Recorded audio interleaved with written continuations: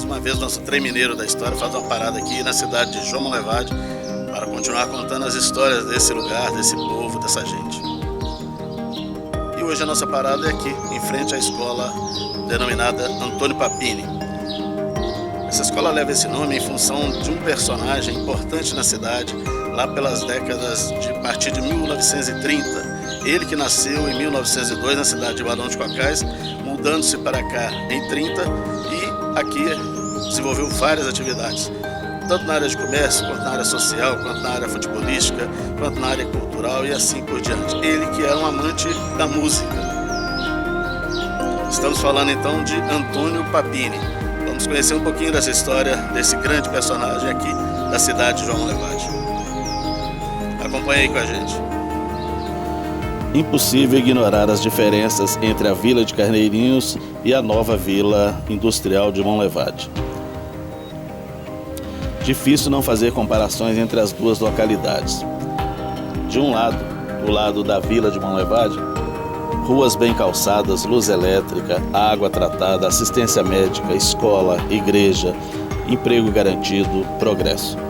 Do outro lado, a Vila de Carneirinhos, a imagem ainda do atraso com seu desfile de carências e necessidades mal satisfeitas, bem como a falta de infraestrutura para se viver com o mínimo de conforto e dignidade. Mal se sabia naquela época que a situação se inverteria e a Vila de Carneirinhos passaria a crescer e desenvolver o suficiente para se tornar o centro comercial da cidade. Com tantas carências materiais, não faltaram, entretanto, ao pequeno lugarejo espíritos solidários, personalidades, pessoas dedicadas que, a despeito das grandes dificuldades, entregaram-se à luta com coragem e abnegação, dispostos a construir o progresso a todo custo, não apenas vivendo, mas fazendo a história. Entre tantos pioneiros que aqui plantaram a civilização, avulta o nome de Antônio Papini, que, chegando em meados dos anos 30, proveniente da cidade de Barão de Cocais, onde nascera em 13 de junho de 1902, instalou na Vila de Carneirinhos um pequeno negócio nas proximidades da área que constitui hoje a Praça do Lindinho, ou Praça do Bradesco, como também é conhecida. Filho de Virgílio Papini e Orlando Papini, alinhava-se entre os primeiros que, acreditando nas potencialidades da terra, empregaram as economias amealhadas com esforço, investindo no progresso e abrindo frentes de trabalho para os habitantes de Carneirinhos. Abrindo uma pequena olaria, fabricava telas e tijolos para suprir a demanda de construção civil, que começava a se aquecer em função da indústria recém-instalada. Papini não limitou, todavia, sua atuação ao comércio e construção.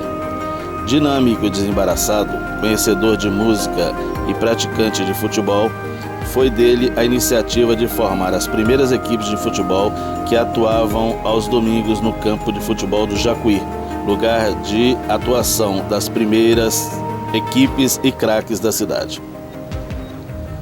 Também as primeiras bandas de música nasceram pelas mãos de Antônio Papini, ou Toninho, como era conhecido na intimidade. Contam seus contemporâneos que ele adquiria instrumentos musicais em Belo Horizonte com recursos próprios para formar uma banda de música que tocou algumas vezes a pedido do Dr. Luiz Enche, gerente-geral da usina de João Monlevade àquela época. Em 1939, casou-se com Emília Papini, filha de Pedro Castanha e Ermelinda Castanha, domiciliados em Belo Horizonte. Constituindo aqui em sua família, teve o casal 3 filhos, Lourdes, Orlando e Roberto. O casamento só fez aumentar suas atividades comunitárias. Sua esposa, de sólida formação cristã, coordenava a coroação de Nossa Senhora, prática tradicional em nossas comunidades religiosas naquele tempo, e sempre promovia o Natal para as crianças do povoado de Carneirinhos. Conta-se também que a sua esposa, naqueles tempos difíceis de assistência médica, conseguia que a mãe, residente em Belo Horizonte, marcasse consultas na Santa Casa de Misericórdia para os doentes carentes de Carneirinhos, financiando inclusive suas viagens para as tais consultas, pagando-lhes inclusive o lanche. Antônio Papini mudou-se com a família para Belo Horizonte em 1946 e, apesar de ter residido pouco tempo em Carneirinhos, é dono de uma substancial folha de serviços prestados à comunidade, o que já lhe garante um lugar na história do município, que lhe imortalizou o nome ao consagrá-lo patrono de uma das tradicionais e prestigiosas escolas da municipalidade, a Escola Estadual Antônio Papini. Nosso personagem faleceu em Belo Horizonte aos 25 de dezembro de 1968. Sua esposa, Emília Papini, que sempre se disse bastante orgulhosa de ver a família crescendo através dos netos e bisnetos, que mais do que um nome, lhe terão herdado o exemplo de zelo e cidadania que marcou a vida de sua família.